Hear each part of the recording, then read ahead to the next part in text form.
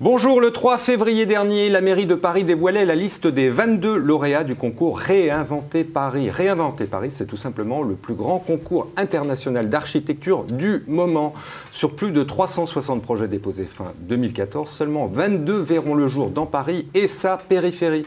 Beaucoup font la part belle au végétal, bien sûr, à commencer par le projet 1000 arbres porté par le groupe Ogic et la compagnie de Phalsbourg, qui a la particularité de passer au-dessus du périphérique et de relier ainsi la porte Maillot à Neuilly. L'originalité de 1000 arbres, c'est sa structure en millefeuille, avec sur son toit un village de maisons individuelles. Pour aller de Paris à Neuilly, on pourra passer soit par le parc, soit par une gigantesque rue gourmande dessinée par Philippe Starck.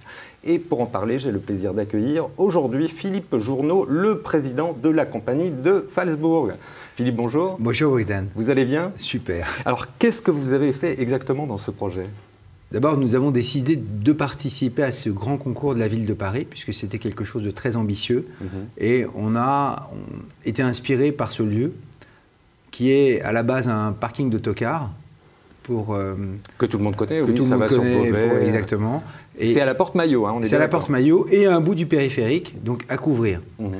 Et comme dans l'ADN de la compagnie de Phalsbourg, il y a les entrées de ville et changer les entrées de ville, bah, c'était un sujet merveilleux pour nous. Donc avec Ogic, vous vous êtes dit, on va habiller le périphérique. Mais en quoi ce projet est-il exceptionnel?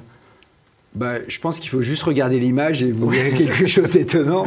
Oui, effectivement, c'est beau. Alors, visuellement, c'est beau, mais encore. Alors, pour répondre à la première question, d'abord, nous sommes allés chercher un architecte extraordinaire qui s'appelle Su Fujimoto, qui est associé avec une agence parisienne. C'est un japonais, oui. Un japonais.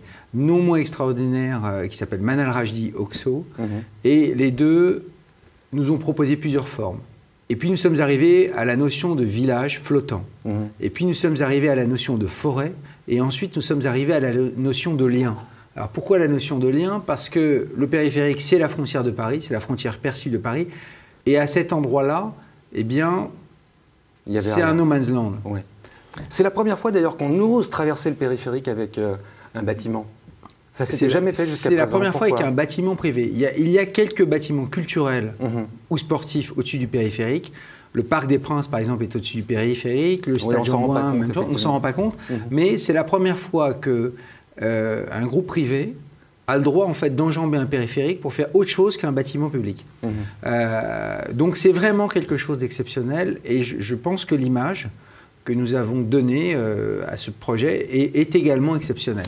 Alors, quelles sont les pièces maîtresses? Il y a 1 hectare au sol. Oui. Sur cet hectare, nous créons une rue gourmande pour aller de Neuilly à Paris. Donc la notion de lien. Le périphérique, c'est une frontière que l'on transforme en lien. Et pour nous, c'est le meilleur moyen de faire le Grand Paris un jour. Au-dessus, vous avez un parc, un vrai parc. Puisqu'il y a plus de 500 arbres qui sont plantés dans ce parc. D'accord. Au-dessus, vous avez un immeuble qui part en pyramide, inversée, qui permet de créer un hôtel, des bureaux, un très grand pôle de jeux enfants sur la porte des Ternes, avec 2 crèches de 60 berceaux, et surtout une très grande plaine de jeux enfants, parce qu'il n'y a pas de plaine de jeux couverte pour les enfants à Paris. Et au-dessus, au dernier étage, vous avez des logements sociaux et collectifs, et au-dessus, vous avez le village. Donc c'est effectivement un millefeuille. Donc le village est lui-même très arboré. Lorsque vous serez par exemple sur l'Arc de Triomphe ou en haut d'un immeuble, eh ben, vous verrez une forêt flottante avec un village flottant sur Paris à la porte Maillot. Et ces maisons, on pourra les acheter ou pas? Bien sûr. C'est même conseillé. Alors combien ça coûte? Le projet global coûte 600 millions d'euros. Dans ces 600 millions d'euros, vous avez une partie pour acheter le parking et le volume d'air, une partie pour construire, et évidemment tous les frais d'études, les honoraires d'architecte, etc., etc. Ce sera livré quand?